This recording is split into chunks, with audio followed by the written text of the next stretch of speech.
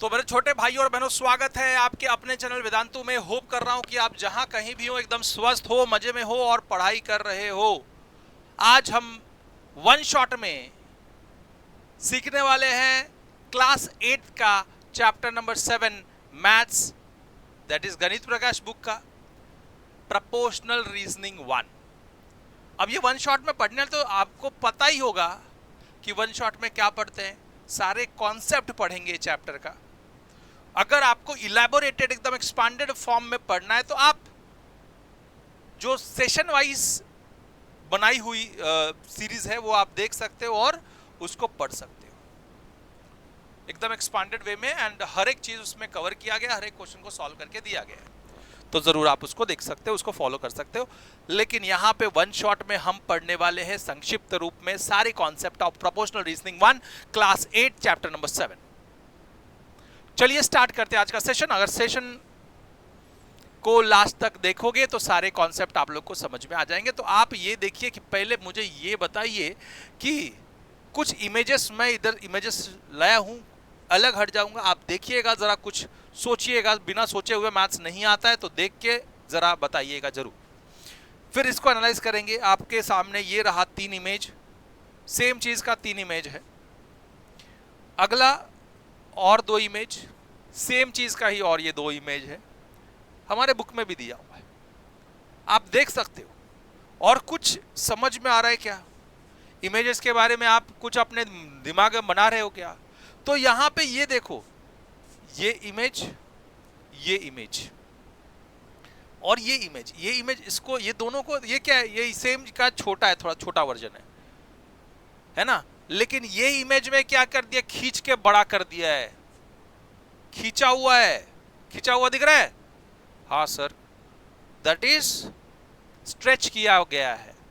और इसको देखोगे, इसको जरा ध्यान से देखो, तो इसमें ये भी सेम है जैसा ये था, तो ये सेम है। लेकिन इसमें क्या किया, वही को कंप्रेस कर दिया गया है। तो आप जरा ध्यान से देखो, तो ए सी और डी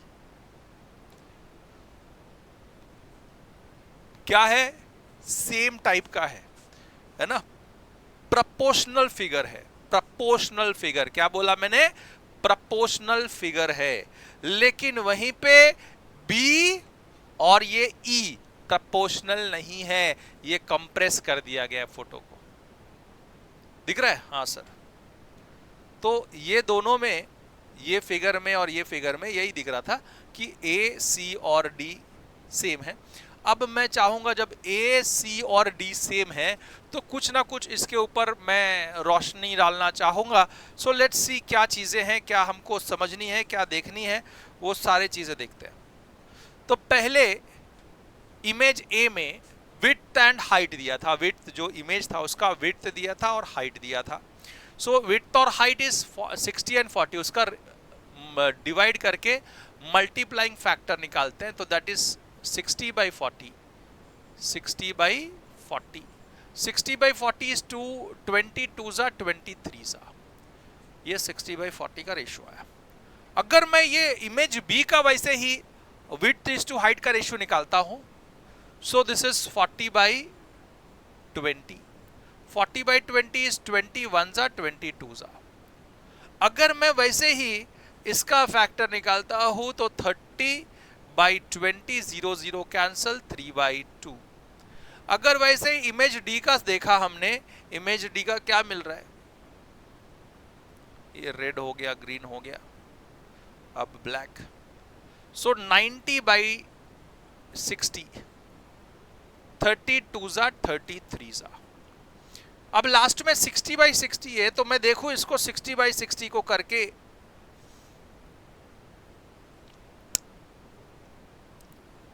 60 by 60, तो ये मिलता है 1 by 1, बराबर है, मिलता क्या है 1 by 1। अब यहाँ पे मुझे अलग अलग कलर से हर एक बॉक्स को बताया है, तो यहाँ पे क्या दिख रहा है मुझे, देखो जरा, ये मल्टीप्लाइंग फैक्टर, ये मल्टीप्लाइंग फैक्टर, ये फैक्टर सेम है कि नहीं है? हाँ सर सेम है, एग्जैक्टली सेम है। That's why this figure are similar figures। that is figure number A, figure number C and figure number D. बात समझ में आ गई? Yes sir, that's why they are what? Similar figures. अब इसका मतलब क्या है? Image A, you can check by the factor with the width and the height. Image D and compared to A, are the factors same? A और D का same है क्या? देखो जरा, A और D का same था क्या? हाँ, A और D का same था, that is 3/2, तो लिखना yes. उसके बाद में image A, C and D look similar because their width and height change by the same factor. We say that the changes to their width and height are proportional.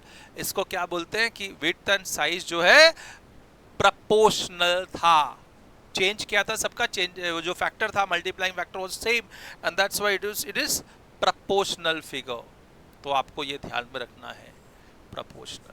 जब भी दो ratios, अब पहले ratios के बारे में देख ले कि मैं लिख देता हूं A:B.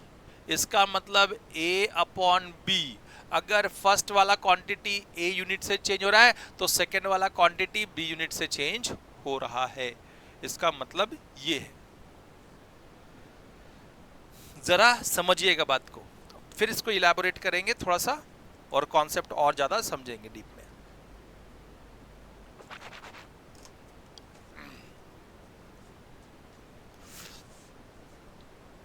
भाई तो अब जरा ध्यान से देखते हैं क्या क्या चीजें इसमें समझने वाली. जब ऐसा हो गया, रेशियो हो गया, तो जब भी simplest form of the ratio की बात करूं, What is simplest form of the ratio? जरा ध्यान से देखिएगा. पहले सिंपलेस्ट फॉर्म पे जाएंगे, फिर हम कुछ फैक्टर्स के बारे में बात करेंगे. 40/20. 40/20. अब मैं इसका simplest form, ratio in the simplest form 40/20 आप देखोगे तो कॉमन फैक्टर कैंसिल करो. What are the common factors of 40? 40 का common factor is what? 20 into 2 is 40 and 20 into 1 is 40. तो 20 कैंसिल होके 2/1 आया. So this is the simplest form of 40:20, that is 2:1. कितना आया? 2:1 is the simplest form of this. The ratio of the image of E is 60:60. 60:60 मतलब 1:1 is the simplest form. ठीक है, बात समझ में आ गई होगी. बहुत ज्यादा इसमें खेल है नहीं. अब जब ये समझ में आया तो आप ये देखिए जरा, by what factor should we multiply 60/40? Should we multiply 60/40? 60:40.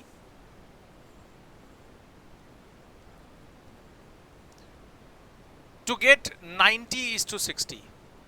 तो 60/40 देखो जरा ध्यान से. 60/40. This is what? 60:40. So 2 20s are 60. मतलब 40 कैसे आएगा? 20 into 2. And 60 कैसे आएगा? 20 into 3. So 20 cancel to 3/2. बराबर है. So what is the factor? Factor is what? 3/2. Factor क्या है तुम्हारा? 3/2. Multiplying factor is what? 3/2. बात समझ में आ गई. अब देखो जरा कैसे 60:40 इज 3/2 मिलता कब है? 60:40. It means what? 60/40. अगर मैं 60 को 3/2 से मल्टीप्लाई करता हूं एंड 40 को अगर 3/2 से मल्टीप्लाई करता हूं, सो कितना हो जाएगा? देखो जरा कि 2 1s are 2 30s are, 2 1s are 2 20s are. Now 3 3s are 9. 90 by this is 2 3s are 6 60. So this is what? 90:60. So multiplying factor is what? 3/2 to both numerator and denominator.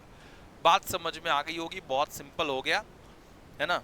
अब हम चलते हैं आगे और पढ़ते हैं कि जब भी दो रेशियोज का सिंपलेस्ट फॉर्म अगर सेम रहेगा, दो रेशियोज का सिंपलेस्ट फॉर्म अगर सेम रहेगा, तो जैसे कि हमने पढ़ा था दो रेशोज थे, दैट इज 60/40, एक ले लिया 60/40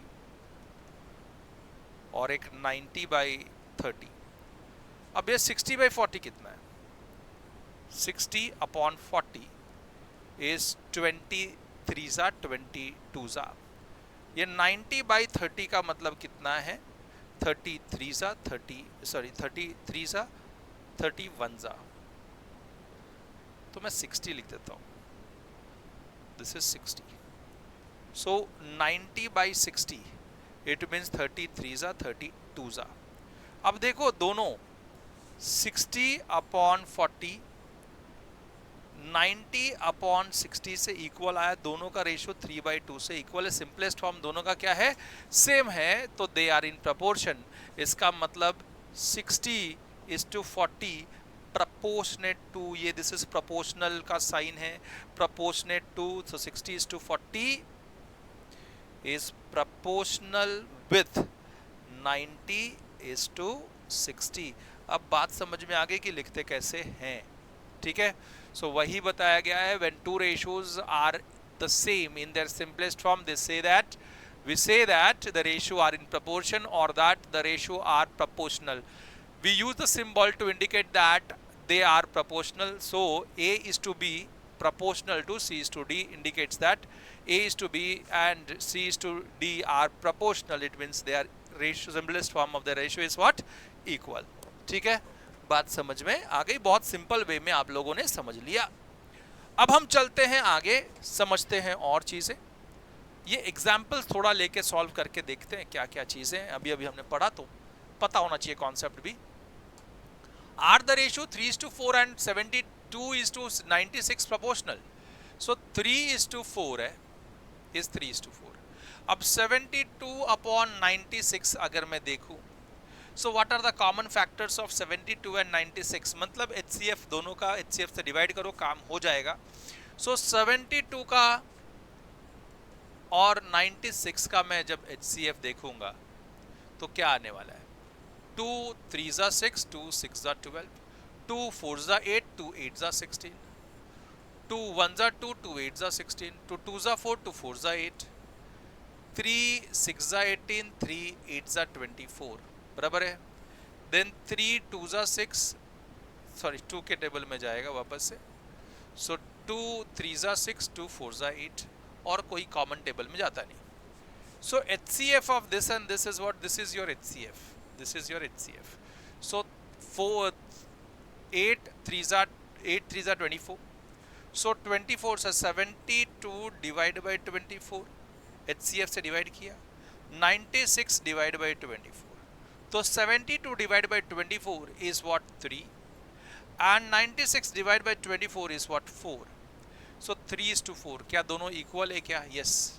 So these are proportional. Are the ratios are proportional? तो लिखना yes. तो 3:4 is proportional to 72:96. तो पूछा जो है तो बोलना yes, it is proportional. Yes, it is proportional. समझ में आ गई होगी कि what is the meaning of proportionality. आप इजीली एकदम समझ सकते हो ऐसे करोगे तो। अब हमने अभी इनका HCF भी निकाल दिया। What is the HCF of 72 and 96? तो 72 और 96 का जब हमने HCF निकाला तो HCF कितना मिला? That HCF is equals to 2 into 2 into 2 into 3 into 2. So 8 3 24 was the HCF. बात समझ में आ गई होगी, बहुत ज़्यादा इसको सोचने का, विचारने का और टाइम वेस्ट करने का जरूरत नहीं है इसमें। We know the HCF, how to find out the HCF. And जब भी आप HCF से डिवाइड करोगे न्यूमरेटर और डिनोमिनेटर को, तो उसका simplest form of the ratio मिलेगा। क्या मिलेगा? Simplest form of the ratio. ये दिमाग में डाल दो। तो जब भी आप कोई भी रेशियो दिया हुआ है उसके HCF दोनों न्यूमरेटर और डिनोमिनेटर दोनों के HCF से न्यूमरेटर को और डिनोमिनेटर दोनों को डिवाइड करोगे तो जो बचेगा वो क्या होगा? Simplest form of that ratio. Okay, चलो आगे बढ़ जाते हैं। तो एक क्वेश्चन करना बनता है। क्वेश्चन क्या है? Kesang want to make lemonade for celebration. She made 6 glasses for 6 glasses of lemonade in vessel and added 10 spoons of sugar. So 6 glasses, number of glasses and number of spoons, number of and number of spoons. So कितना है पहले भैया देखो कि 6 glasses and 10 spoons of sugar. So 6 glasses of बनाने के लिए 10 spoon of sugar डालना पड़ेगा. Similarly, her father expected more people to join the celebration. She asked her to make 18 more glasses of lemonade. 18 more glasses of lemonade. To make the lemonade with the same sweetness, how many spoons of sugar should she add for 18 more glasses? So 18 more glasses के लिए x number of 18 more glasses, 18 के लिए x number of spoons is taken. We know that कि 6 upon 18 is equal to 6 upon 18 is equal to x upon 10. तो x से start करता हूँ तो x upon 10, therefore x upon 10 का ratio जो रहेगा, जैसे हाइट इज टू वो था तो अपन ऐसा ही ले ले, सब कुछ भी करो. So that x upon 18, x upon 18 10 upon 6 is equal to 10 upon 6. Ratios क्या होने चाहिए? सेम रहेंगे, तभी तो स्वीटनेस सेम रहेगी ना. सो x will be equal to 10 by 6 into 18. 6 1s are 6 3s are 10 3s are 30 spoons is to be added to make the same sweetness. अब क्या बोला है? To make the lemonade with the same sweetness, how many spoons of sugar is added? तो बोलना 30 spoons. कितना spoons? How many spoons of sugar?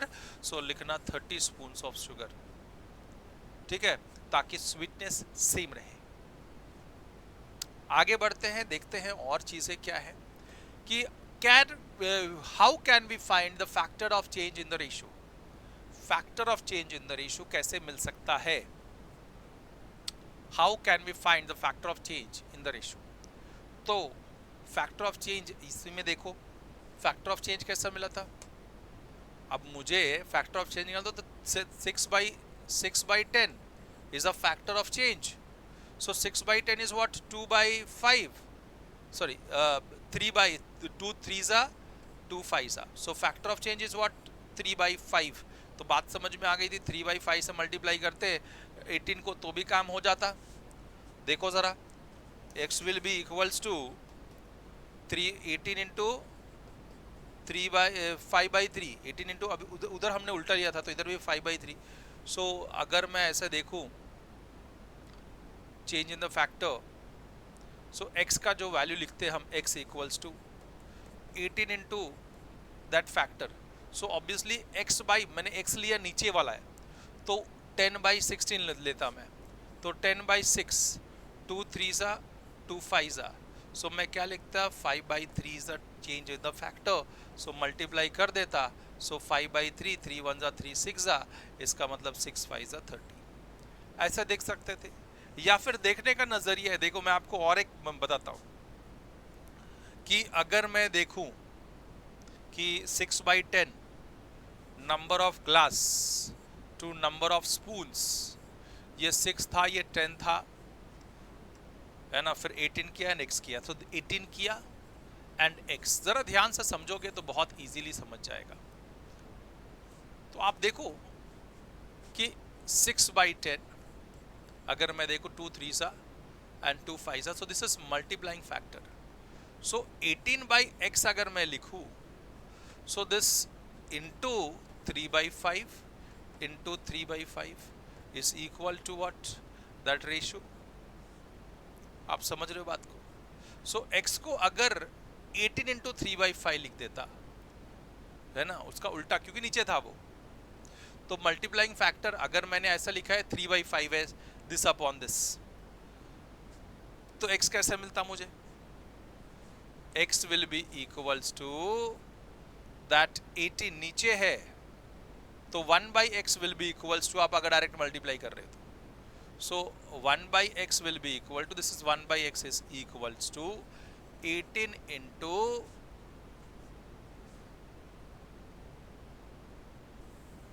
This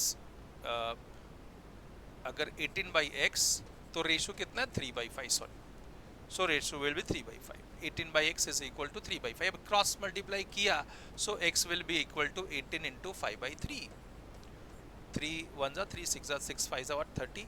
तो आप देख रहे हो कि ऐसे भी क्या हो रहा है, आंसर सेम ही आ रहा है, कोई अलग आएगा नहीं. आपको आपकी मर्जी से आप मल्टीप्लाइंग फैक्टर कैसे निकालते हो, उसको पुट कैसे करते हो, आपके ऊपर है.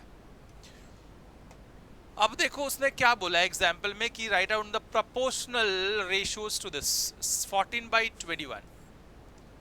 सो इधर x ले लिया, इसको y ले लिया, इसको z ले लिया. अब सिंपल सा बात, 14/21 is equal to x upon 42. So cross multiply therefore 14 into 42 upon 21 is equal to x. 7 2 जा 7 3 जा 3 1 जा 3 1 जा 3 2 जा. सो x इक्वल टू 12 2 जा 24. तो जैसे मैंने x निकाला, आपको y निकाल के कमेंट सेक्शन में लिखना है. y का आंसर किधर लिखोगे, कमेंट सेक्शन में लिखोगे. आप लोग सब लोग ये बात ध्यान में रख लो, तभी तो हमको पता चले कि आपको आ रहा है या नहीं आ रहा है. हम करते जाए, आपको ना समझे तो क्या फायदा इस चीजों का. तो इसका y का वैल्यू जो है ऐसे ही 14/21 ले लेना. 14/21 is equal to 6/y. y निकाल देना और उसका आंसर जवाब जो है वो कमेंट सेक्शन में जरूर देना आप लोगों को. z में निकाल देता हूं, that is 14/21 is equal to 2/z. Cross multiply किया तो z into 14 is equal to 2 into 21. So z is equal to 2 into 21 upon 14. 7 2 जा 7 3 जा 2 1 जा 2 1 जा. तो z इज इक्वल टू 3. बात समझ में आ गई होगी. बहुत ज्यादा ऐसा बहुत बड़ा खेल थोड़े है इसको खेल थोड़े बनाना है, एकदम इजी है, एकदम सटीक है. अब देखिए जरा, ये मैं जानबूझ के लेके आया कि ये समझना. एक समझाऊंगा, एक होमवर्क दूंगा जरूर इसमें. एक मैं करूंगा, एक आप लोग करोगे. The following figure shows the smaller proportion of long brick wall with pattern made using coloured brick. Each wall continues this pattern throughout the wall. What is the ratio of the grey colour to the colored brick. So this is red color is colored brick and ये grey colour brick का brick है. ठीक है, बात समझ में आ गई. तो ratio of grey colour brick upon ratio of grey colour to the coloured brick, red coloured brick. ठीक है, तो अब काउंट करो, बस बात खत्म. तो ये मैं करूंगा, इसका जवाब आप दोगे कमेंट सेक्शन में. ये बात ध्यान में रख लेना. सो चलो काउंट करते हैं पहले. तो इसमें देखूं मैं, अब देखो सिंपल सा सोचो. 3 है, 3 2 जा 6, 6 2 जा 12, 12 प्लस 6 इज व्हाट 18. तो कलर्ड ब्रिक इज 18. जो नॉन कलर है 1 2 3 4 5 6 7 and this is 8 9 10 11 12 13 14 15 16 17 18 19 20 21 22 23 24 25 26 27 28 29 30 31 32 33. So this is 33. So 3 1 जा 1 जा 3 6 जा 18. So 11/6 is the ratio. this is इसका रेशियो कितना है 11:6. तो ये जो मैंने निकाला और ये आप लोग आंसर इसका कमेंट सेक्शन में दोगे. ये कर सकते हो आप. मैं चाहूंगा भैया, इसमें ऐसा नहीं है, आदान प्रदान ज्ञान का होना चाहिए. तो आपको ये बात तो पता चलना चाहिए ना कि आपको आता है कि नहीं आना चाहिए. आता है तो जरूर इसको सॉल्व करके कमेंट सेक्शन में इसका आंसर डालना. आगे बढ़ते हैं.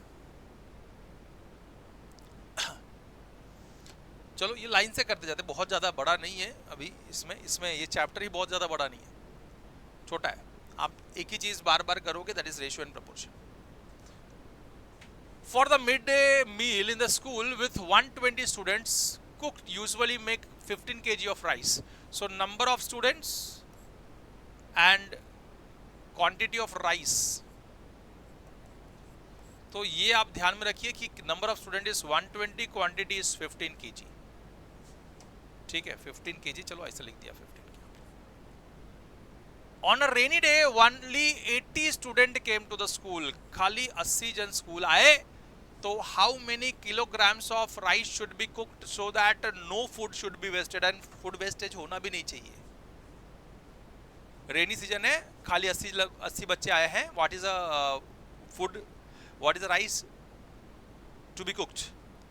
सो भैया रेशो देखो उसके हिसाब से रहेगा, कोई मल्टीप्लाइंग फैक्टर होगा तो आप मल्टीप्लाइंग फैक्टर अगर मैं देखूं इसमें तो x के हिसाब से देखते हो, वापस से देखिए कि 120 upon 15 is equal to 80 upon x। अब ऐसा ले लो, या मल्टीप्लाइंग फैक्टर के हिसाब से इसको सॉल्व करोगे तो भी वैल्यू मिलेगी, चलो निकाल ले। So x into 120 is equal to 80 into 15। So x equal to 80 into 15 upon 120। 42 जा 80, 43 जा 3 1 जा 3 5 जा 5 2 जा 10 kg of rice we have to cook for 80 students। अगर ऐसा देखा एक मल्टीप्लाइंग फैक्टर अगर हम निकालूं, फैक्टर अगर मैं फैक्टर निकाल लूं तो फैक्टर कैसे मिलेगा, जरा ध्यान से सुनिएगा, ये बात समझना बहुत जरूरी है। So factor is what, factor is 120, x का निकालना है तो x से डिवाइड करूंगा तो मैं इसको इससे डिवाइड करूंगा, multiplying factor will be 15 by 120। सो 3 5 जा 15, या 5 के टेबल में डायरेक्टली 15 के टेबल में जाएगा, 15 1 जा 15, आई थिंक सो तो कैंसिल करो, चलो 3 5 जा 3 4 जा 5 1 जा 5 8 जा, तो डायरेक्टली दैट इज 15 8 जा, मतलब सही कर रहा था, 15 8 जा 120, 15 1 जा 15 8 जा, multiplying factor is 1 by 8, so x will be equals to that number 80 into 1 by 8, so 18 into multiplying factor, so that 8 1 जा 8 10 जा, so x will be equal to 10 kg। आप कौन सा भी मेथड से करो, method number 1 method number 2 answer वही आने वाला है। तो एक बात ध्यान रख लो, जो इजी लगे आप लोगों को उससे करो। I think so this one is very easy, method number 1 जो हम लोग बार बार यूज कर सकते हैं। ऐसा लिखा this upon this equal to this upon this, काम खत्म, इससे इजी क्या होगा, है ना।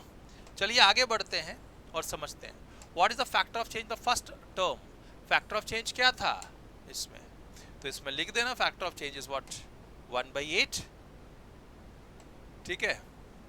चलो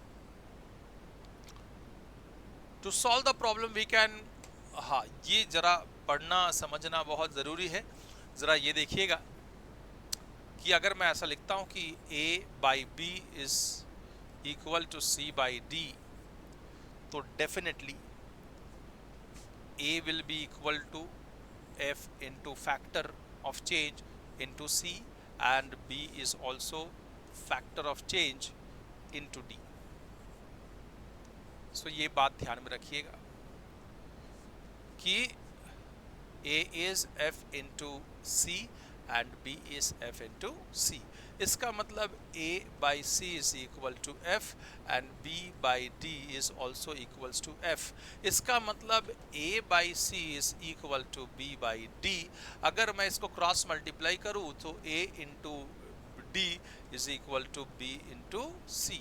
बात समझ में आ गई कि a into b d is equal to b into c।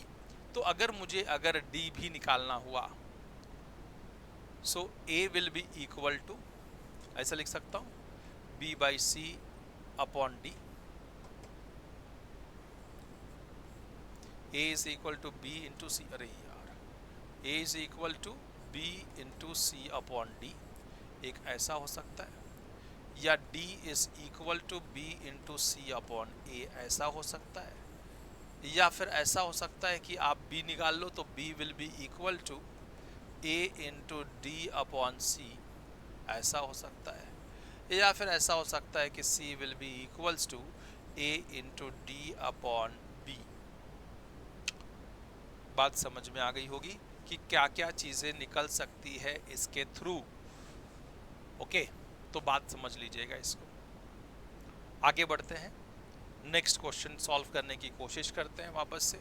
अब इसमें ना थोड़ा सा एंशियंट पीरियड वाला जो चीज़ है वो देख लेते हैं, बिकॉज देखना समझना बड़ा इम्पॉर्टेंट है। तो ये जो चीज़ अभी हमने पढ़ी वो an ancient India Aryabhata 119 CE में other called such problems of proportionality rule of 3, इसको क्या बोलते थे, प्रोपोर्शनलिटी को रूल ऑफ 3 प्रॉब्लम्स, ठीक है। तो रूल ऑफ 3 प्रोपोर्शनलिटी का जो क्वेश्चन था उसको क्या बोलते थे, rule of three. There were three numbers given, a प्रमाणा मेजर, अपने पास जो ए है दैट इज प्रमाणा, फला means what, fruit, that is B जो अपन बी ले रहे, इच्छा फला दैट इज डी जो हम डी ले रहे।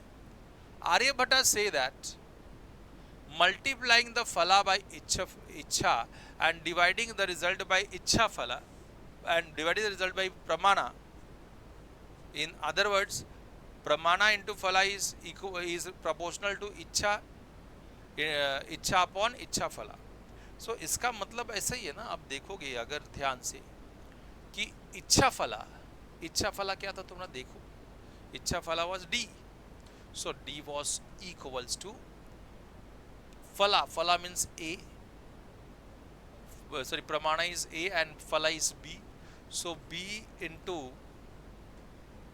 ichha phala is D, I think so, ichha phala is D, D, B into C upon this is pramana is A, इच्छा है, इच्छा फला नहीं इच्छा।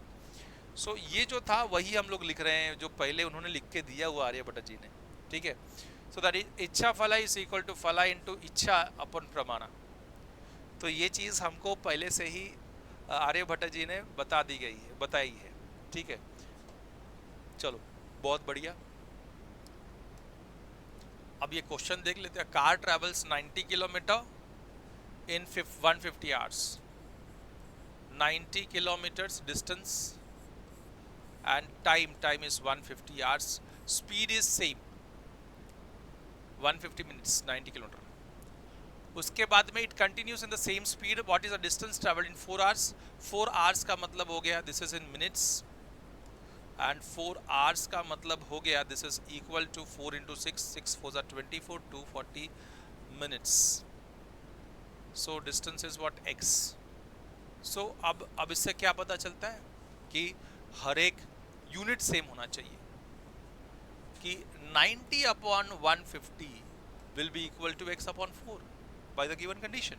So cross multiplying 90 into 4 upon 150 will give you x. So इसका मतलब ये 0 गया, 3 3 जा 9, 3 5 जा 15, so x will be equal to 3 4 जा, देखो 4 लिख दिया, that is वही है गलती, ऐसे नहीं करना है हमको, क्या लिखना है, मिनट्स में होना चाहिए, 4 आवर्स में लिख दिया, so this is minutes is what 240 minutes, so x will be equal to 90 into 240 upon 150, 1 0 काट दो, 5 एक काम करो, 3 5 जा 15, 3 3 जा 9, 5 1 जा 5 6 जा, तो directly x equal to 6 into 24। अब x का वैल्यू 6 4 जा 24, 6 1 6 टू द 12 12 13 14, 144 डिस्टेंस किलोमीटर। सो कितना ट्रैवल करेगा 4 आवर्स में, 144 किलोमीटर जाएगा, ठीक है। बात समझ में आ गई होगी, बहुत सिंपल वे में आप लोग ने ये भी कर लिया। आगे बढ़ जाते हैं, कुछ ज़्यादा इसमें ज़्यादा सोचने की, ज़्यादा विचार करने की जरूरत नहीं है।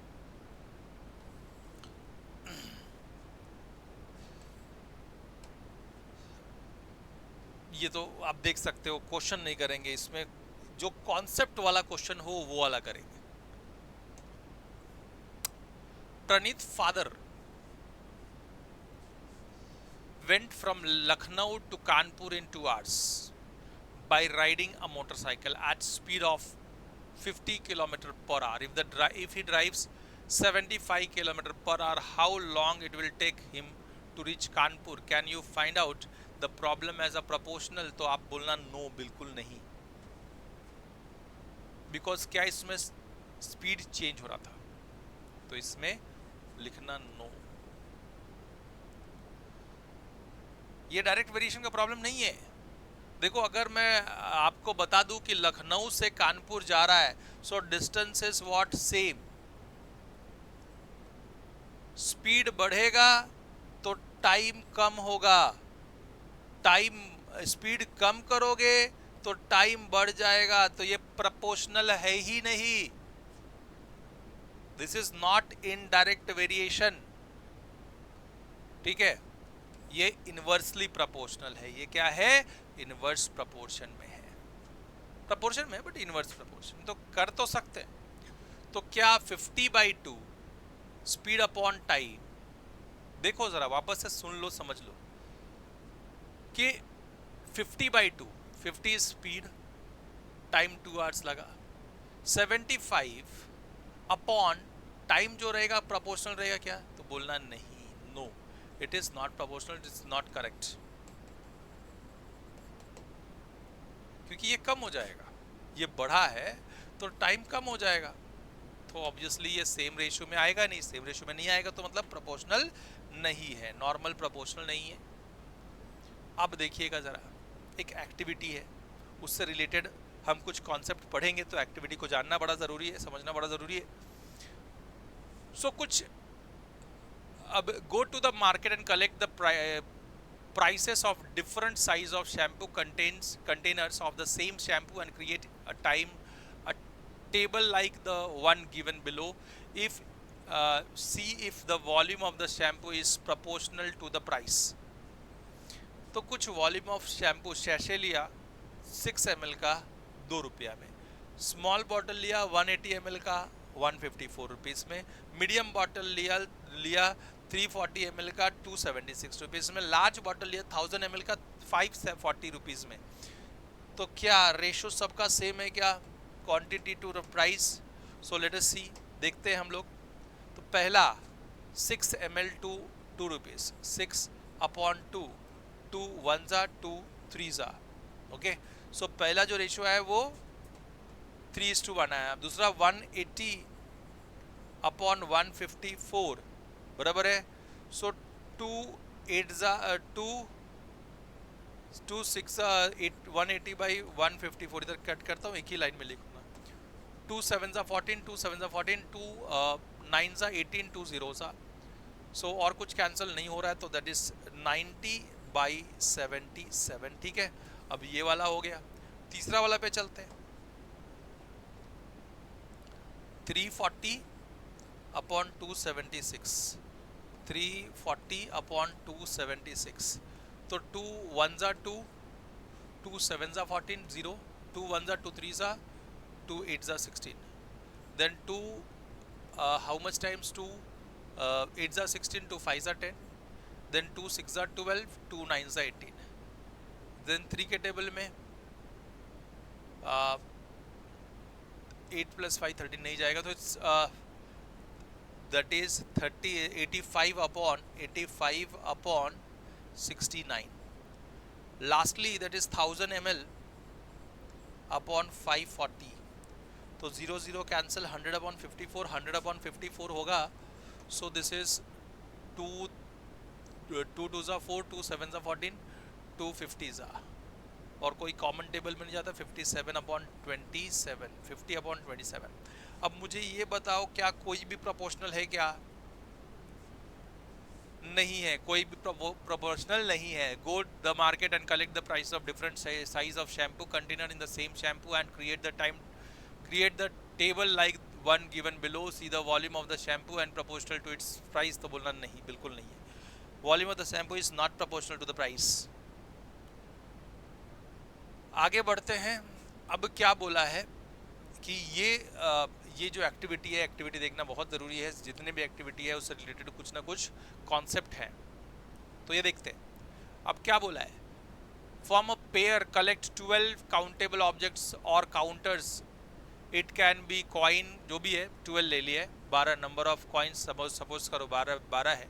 Now share them in the two of you in different ways. सो अलग अलग वेज में पहला वे क्या है, इक्वली बांटना है।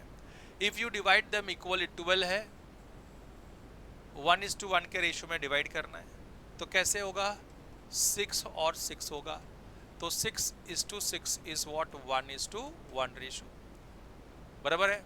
If you divide them equally, what is the ratio of the number of counters with each of you? So बोलना 6 and 6, 6 काउंटर्स, सो 12 काउंटर्स थे, तो 6 जाएंगे, तो 6:6, दैट इज 1:1 के रेशियो में डिवाइड होगा।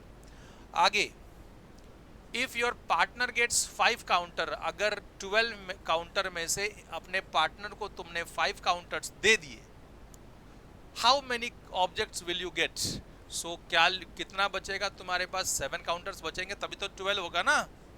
अब क्या बोला है, what is the ratio of the counters? तो लिखना 5:7। कितना हो जाएगा? 5:7 is the ratio of the counters. आगे बढ़ जाते हैं, देखते हैं और क्या क्या है। Now, if you want to share the counters between two of you in the ratio 3:1, so तुम्हारे पास 12 काउंटर्स है, 3:1 के रेशियो में डिवाइड करना है, तो कैसे करोगे? तो 2-3 मेथड आप एक मैप मेथड में देखते हैं कैसे हो जाएगा। कि पहला जो 2 ग्रुप है, group A and group B, जिसमें बांटना है, तो ग्रुप ए को अगर 3 मिलेगा तो ग्रुप बी को 1 मिलेगा, तो 12 में से 4 चला गया, तो बचा कितना काउंटर? 8 काउंटर बचा रिमेनिंग। अब ये रिमेनिंग 8 में से इधर 3 जाएगा, इधर 1 जाएगा, तो बचा रिमेनिंग कितना? 4। फिर इधर 3 जाएगा, इधर 1 जाएगा, तो रिमेनिंग कितना बच जाएगा? 0 बच जाएगा। इसका मतलब ग्रुप ए को टोटल 9 काउंटर, ग्रुप बी को टोटल 3 काउंटर्स मिलेंगे। ठीक है, जब भी हम 3:1 के रेशियो में डिवाइड करेंगे तो कितना बचेगा? फर्स्ट ग्रुप को 9 काउंटर्स मिलेंगे और सेकेंड ग्रुप को 3 काउंटर्स मिलेंगे। इसका मतलब ग्रुप 1 को 3 इंटू 3:1 का रेशियो का मतलब क्या हो रहा था? फर्स्ट ग्रुप को 3 से मल्टीप्लाई किया, सेकेंड वाले को भी 3 से मल्टीप्लाई किया, तो that is 9 and this is 3 total. बात समझ में आई क्या? हाँ सर, समझ में आ गई, बहुत सिंपल था। आगे बढ़ जाते हैं, आगे देखते हैं क्या है। Now if you want to share 42 counters between the two of you in the ratio 4:3, how will you do it? देखो 42 काउंटर्स है, 4:3 के रेशियो में, तो पहला वाला 4 ग्रुप ए, ग्रुप बी, तो पहले वाले को 4 मिला, तो दूसरे वाले को ऑब्वियसली 3 मिला रहेगा, 4:3। तो गया कितना? इसमें से 7 चला गया, तो 7 गया, तो बचा कितना? 35। Remaining counters are 35। 35 में से फिर से 4 इधर गया, 3 इधर गया, तो बचा रिमेनिंग कितना बचा? अच्छे से लिखो भैया, टाइम जगह नहीं है। ओके, सो आप ये ध्यान में रखो। सो दिस इज 42 काउंटर्स, इसमें से ग्रुप ए को और ग्रुप बी को, सो ग्रुप ए को कितना काउंटर मिल रहा है? 4 काउंटर्स मिल रहा है एंड ग्रुप बी को 3 काउंटर मिल रहा है। अब रिमेनिंग काउंटर कितना हो गया? Remaining counter is what? 35। Now 7 चला गया ना। फिर ग्रुप ए को 4 मिला, ग्रुप बी को फिर 3 मिला, सो रिमेनिंग काउंटर इज 35 में से फिर 7 चला गया, तो बचा 28। फिर ग्रुप ए को 4 मिला, ग्रुप बी को 3 मिला, सो रिमेनिंग काउंटर इज, वापस से 7 चला गया, तो 21। फिर ग्रुप ए को 4 मिला, ग्रुप बी को 3 मिला, सो वापस 7 चला गया, remaining counter will be equal to 14। फिर वापस से ग्रुप ए को 4 मिला, ग्रुप बी को 3 मिला, तो रिमेनिंग काउंटर इज व्हाट? 7, बराबर है। फिर वापस से 4 और 3 किया, तो remaining counter will be equal to 0। मतलब कितना? 1 2 3 4 5 6 इंटू 6, 4 इंटू 6, 4 6 24, टोटल कितने हो गए? ये 24 काउंटर्स, और ये कितने हो गए? सो 1 2 3 4 5 6 6 3 18। तो हुआ क्या था? फर्स्ट 4 को 1 2 3 4 5 6 से मल्टीप्लाइंग फैक्टर इज 6, सेकेंड को भी 6, 6 4 24, 4 3 6 3 18 आया, बराबर। What is the size of the group? 24 and 18। क्या लिखोगे? 24 एंड 18। चलो बात समझ में आ गई, इजीली आप लोग ने इसको भी कर लिया। होप कर रहा हूं कि बहुत इजी लगा हो आप लोगों को। आगे बढ़ते हैं और 2-3 क्वेश्चन इसके ऊपर बेस्ड सॉल्व करते हैं, फिर हम अगला कॉन्सेप्ट देखेंगे एंड लास्ट कॉन्सेप्ट कन्वर्जन का है, and then we will wind up today session. और ये बहुत बड़ा चैप्टर था नहीं, इसके अंदर कॉन्सेप्ट बहुत ज़्यादा नहीं था, लेकिन हाँ बहुत वैल्यूएबल, बहुत चीज़ें समझने वाली थी। आगे बढ़ते हैं, देखते हैं क्या क्या चीज़ है। Prashanti and Bhuvan started a food cart business near their school. Prashanti invested 75,000 and Bhuvan invested 25,000.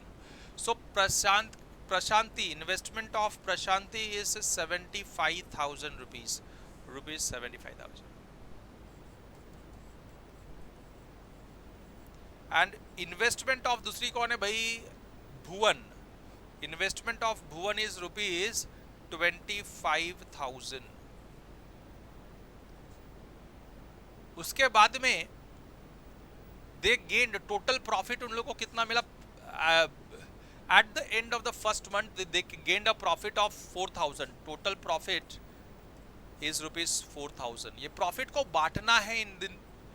They decided that they would share the profit in the same ratio as their investment. What is each person's share of profit? दोनों का share of profit कितना होगा? जितना ratio of investment है उसके हिसाब से उन लोगों ने profit को बांटना है. So देखो जरा, investment of Prashanti upon investment of Bhuvan is what? 75,000 upon 25,000, that is 3/1. 3:1 के रेशो में डिवाइड होना है. So profit of Prashanti is equal to 3 parts out of total 4 parts. Total कितना है? 4 parts. उसमें से 3 पार्ट किसको जाएगा? प्रशांति को जाएगा. एंड दूसरा Bhuvan, profit of Bhuvan will be 1 part out of total 4 parts of the profit. Profit is what? 4,000. So ये कितना बच गया? 3,000 रुपया. सो प्रशांति को 3,000 रुपया जाएगा और ये कितना हो गया? 1,000 रुपया. तो भुवन को कितना जाएगा? 1,000 रुपया जाएगा. बहुत सिंपल था दोस्तों. एक बार सिंपली वे में आप जितना ज़्यादा समझ जाओगे उतना ज़्यादा इजी हो जाएगा. ठीक है, आगे बढ़ते हैं, देखते हैं नेक्स्ट क्या चीज़ है इसमें जो समझने वाली है. अब ये मिक्सचर वाला समझना बहुत इंपॉर्टेंट है. A mixture of 40 kg contains cement in the ratio 3:1. So total 40 kg mixture है. उसमें cement is to sand is to cement. This is sand is to cement. So sand upon cement is 3:1. How much cement should be added to the mixture to make the ratio as 5:2? अब ratio को change करना सीधा सीधा. तो पहले तो हमको कितना सीमेंट है, कितना रेती है वो बताना पड़ेगा, है ना. तो देखते हैं. 40 kg है कि कौन सा? The mixture is 40 kg. तो sand will be 3 upon total 4 of 40 kg. सो 4 1 जा 4 10 जा. सो 30 kg will be sand and cement will be 1 out of 4. Total 4 है. 4 out of 1 is what? Cement of 40 kg, that is 10 kg is cement. अब ratio क्या करना है हमको? 5:2 कर देना है ना. How much cement should be added to the mixture to make the ratio of sand is to cement is 5:2. 5:2 बनाना है. सीमेंट कितना ऐड करना है? तो x cement is added. x kg of cement. पहले से उसमें 30 kg ऑफ सीमेंट था, उसमें x kg ऑफ सीमेंट डाला और पहले से 10 kg of cement. What how much cement is added ना. तो सीमेंट कितना था? This is what sand is to cement is what 5:2. तो सीमेंट पहले से 10 kg था, उसमें x kg ऐड किया और सैंड कितना था? 30 kg था पहले. ठीक है. सो अब इसको सॉल्व करो. x मिलेगा तो कितना सीमेंट ऐड किया पता चल जाएगा. How much cement should be added to get the mixture of to make the ratio 5:2. तो आप इसको ऐसे कर सकते हो या फिर डायरेक्टली आप इसको x ले लो. x में से फिर 10 पहले का माइनस कर देना तो मालूम पड़ जाए कि कितना ऐड करना पड़ेगा. ठीक है. तो मैं इसको सपोज करो कि 30 kg ऑफ सैंड था, x kg ऑफ सीमेंट हो गया. Will give you 5/2 ratio. Cross multiply किया तो x × 5 equal to 30 × 2. So 30 into 2 upon 5 equal to x. 5 1s are 5 6 are 30, 6 2s are 12, so x equal to 12 kg. So 12 kg of cement डालना पड़ेगा। तो पहले से 10 kg था, 10 में से ये 12 में से 10 गया तो बचा 2 kg एक्स्ट्रा जो ऐड किया। What how much cement should be added, तो आप क्या लिखोगे 2 kg। 2 kg of cement should be added to get 2 kg of cement. 2 kg of cement should be added. ठीक है, बात समझ में आ गई। बहुत सिंपल था, बहुत ज़्यादा इसको कॉम्प्लिकेट नहीं करना है। आगे बढ़ जाते हैं।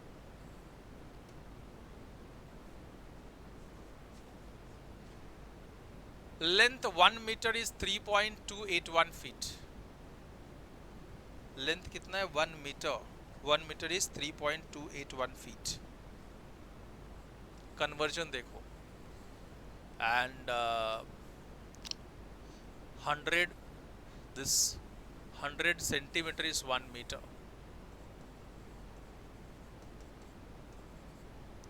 So 100 centimeter is 1 meter, 1 meter is 3.281 feet. तो conversions है, these are units conversion for the length. उसके बाद में एक और चीज़ है कि 10 millimeter is equal to 1 centimeter. Okay, 10 millimeter is equal to what 1 centimetre. आपको ये बात समझ में आ गई। एरिया के बारे में 1 square metre is equal to 10.764 square feet. 1 square metre is equal to 10.764 square feet. 1 acre is 43,560 square feet. 1 hectare is 10,000 square metre and then 1 hectare is 2.471 acres. अब इससे ये बात पता चलती है कि हेक्टर एकड़ से बड़ा है। 1 हेक्टर कितना है 2 नियरली 2.5 एकड़ इज 1 हेक्टर, है ना। नियरली 2.5 एकड़ इज 1 हेक्टर, यस।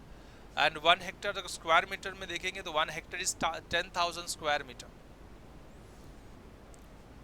उसके बाद में 1 एकड़ is 46,560 square feets. 1 square metre is 10.764 square feet. तो ये सब ध्यान में रखना पड़ेगा, एरिया का कन्वर्जन है।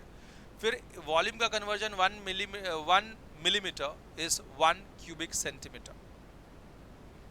1 litre is 10,000 millilitre and that is 1000 cubic centimetre.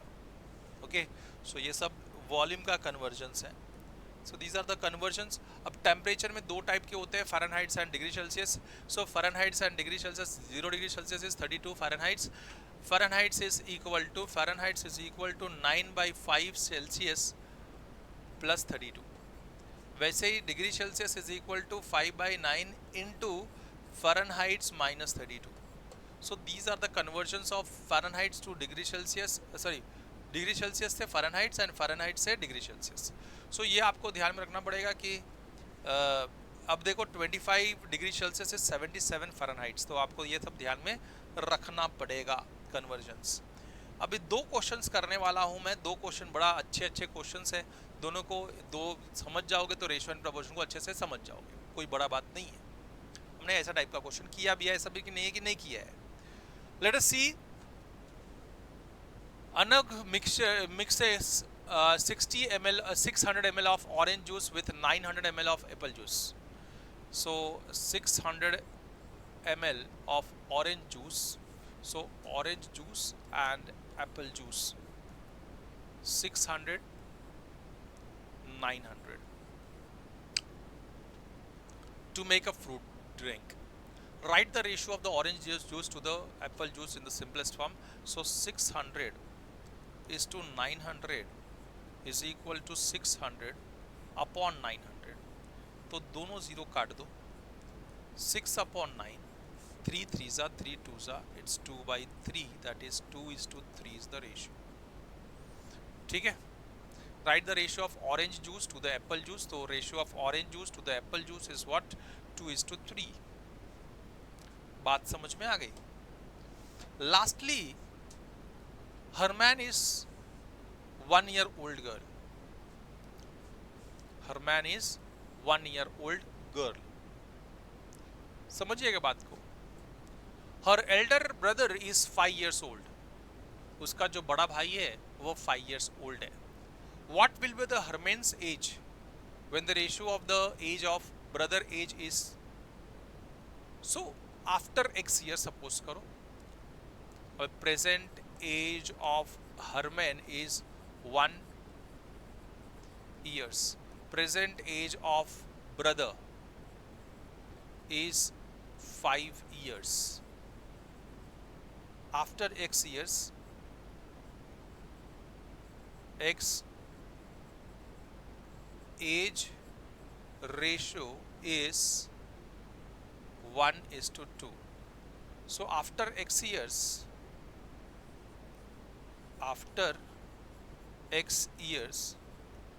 age of Herman is 1 plus x years, and after x years age of brother is 5 plus x years।